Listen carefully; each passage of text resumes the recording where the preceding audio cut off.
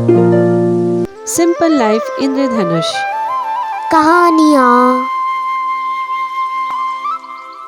आज हम आपको सुनाएंगे प्रहलाद और होलिका की कहानी।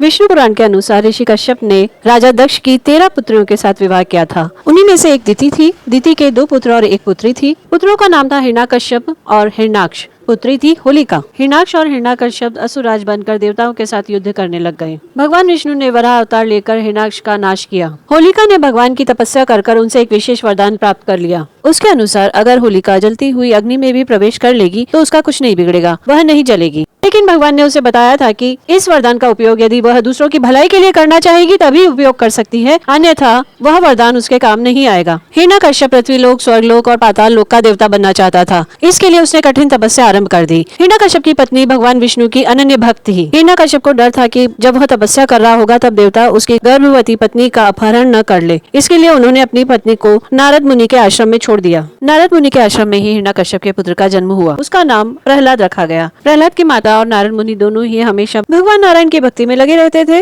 और इसीलिए प्रहलाद ने भी भक्ति सीखी। इधर हिरण्यकश्यप की तपस्या से प्रसन्न होकर भगवान ब्रह्मा ने उसे वर मांगने को कहा। अब क्योंकि भगवान ब्रह्मा ने अमर होने का वर देने से मना कर दिया था तो हिरण्यकश्यप ने एक ऐसा विचित्र वर मांगा जिससे उसकी मृत्यु लगभग असंभव थी। उसने मांगा कि उसकी मृत्यु न अस्त्र से हो न शस्त्र से, न घर के अंदर हो न घर के बाहर, न दिन में हो न रात में, न पृथ्वी पर हो न आकाश में, और वह न किसी मनुष्य द्वारा मारा जाए और न ही किसी जानवर द्वारा। भगवान ब्रह्मा ने उसे वरदान दे दिया। वरदान पाकर वह अपनी पत्नी और पुत्र को लेकर अपने महल लौट गया। हिरण्यकश्यप के मन से मृत्यु का भय निकल चुका था। वह अपने आप को भगवान समझने लगा था। लेकिन उसका पुत्र प्रहलाद हमेशा नारायण के ही गुण गाता रहता था। हिरण्यकश्यप क्रोधित होता था और अपने पुत्र से खुद को भगवान मानने के लिए कहता था, लेकिन प्रहलाद मानने को तैयार नहीं था। जब समझाने और डराने धमकाने से भी प्रहलाद नहीं माना तो हिरण्यकश्यप ने उसको मारने का निश्चय कर लिया। हिरण्यकश्यप के सैनिकों ने भक्त प्रहलाद को पहाड़ी से धक्का दे दिया, लेकिन भगवान ने भक्त प्रहलाद को आकर बचा लिया। प्रहलाद लौटकर महल को चला गया। प्रहलाद को जीवित देख होलिका ने हिरण्यकश्यप को एक उपाय सुझाया। उसने कहा कि मैं जलती हुई चिता पर प्रहलाद को गोदी में लेकर बैठ जाऊंगी, मेरा कुछ नहीं बिगड़ेगा, लेकिन प्रहलाद जलकर मर जाएगा। फागुन मास की पूर्णिमा के दिन एक बहुत बड़ी चिता सजाई गई। उस पर होलिका प्रहलाद को गोदी में लेकर बैठ गई और चिता को जला दिया गया। लेकिन जैसा कि भगवान ने पहले ही होलिका को बताया था कि अगर उसने वरदान दूसरों की भलाई के लिए काम में नहीं लिया तो वह वरदान उसके कोई काम नहीं आएगा, और इसीलिए होलिका अग्नि के साथ धू धू करके जलने लगी। इधर भक्त प्रहलाद नारायण नारायण का जाप कर रहा था। नारायण श्री विष्णु ने उनकी रक्षा की। दूसरे दिन जब अग्नि शांत हुई तो हिरण्यकश्यप को उम्मीद थी कि प्रहलाद जलकर मर चुका होगा और होलिका बची हुई होगी, लेकिन हुआ उसका ठीक उल्टा। बहन को चिता में जला देख हिरण्यकश्यप बदहवास हो गया और चिता की राख को अपने ऊपर लपेटकर विलाप करने लगा। अपने महाराज को इस तरह विलाप करते देख दूसरे राक्षस गण भी इसी तरह चिता की राख को अपने ऊपर लपेटने लगे। आज भी फागुन मास की पूर्णिमा के दिन होलिका दहन इसी का प्रतीक है, और होलिका के बीच में जो एक डंडा लगाया जाता है वह प्रहलाद का प्रतीक होता है, और इसीलिए होलिका जलने के बाद उसे बिना जले ही साबुत बाहर निकाल लिया जाता है। और दूसरे दिन जो कि चैत्र प्रतिपदा का दिन होता है, उस दिन हम एक दूसरे को रंग लगाकर गुलाल के रूप में होलिका रूपी बुराई के जलने और प्रहलाद रूपी अच्छाई के जीतने की खुशी मनाते हैं। होलिका की मृत्यु के बाद हिरण्यकश्यप के गुस्से का कोई आर पार नहीं रहा। उसने लोहे के गरम गरम खंभे से भक्त प्रहलाद को बांधने का आदेश दे दिया। सैनिकों ने जब भक्त प्रहलाद को खंभे से बांधने का प्रयास किया तो उस खंभे को चीरकर भगवान विष्णु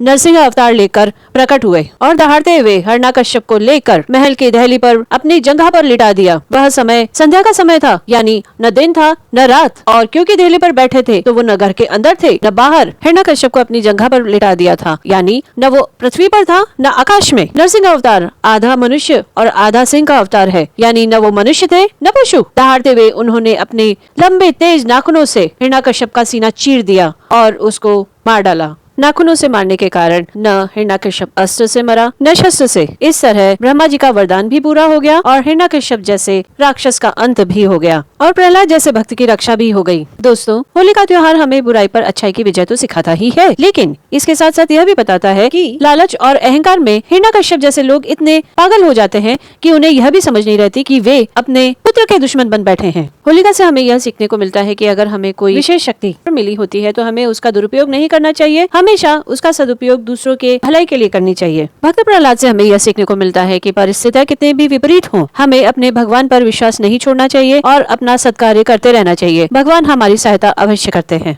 अगर आपको हमारे वीडियोस अच्छे लगते हैं तो सब्सक्राइब करिए, यह बिल्कुल फ्री है। इस वीडियो के बारे में हमें कमेंट करके बताएं, लाइक करें, शेयर करें। धन्यवाद।